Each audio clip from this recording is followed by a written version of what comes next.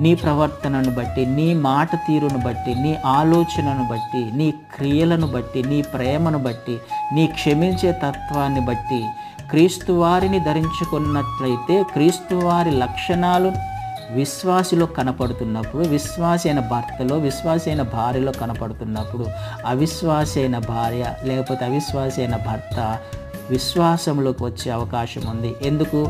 దేవునికి ఇష్టమైన లక్షణాలు నువ్వు జీవిస్తున్నావు కాబట్టి ఆ వ్యక్తి యొక్క కఠినమైన హృదయాన్ని దేవుడు మారుస్తాడు. దేవుని కార్యాలను మన జీవితంలో చూస్తాం. ఎందుకు? వివాహం ఆల్రెడీ జరిగిపోయింది, దేవుడు వివాహాన్ని అప్రూవ్ చేశాడు.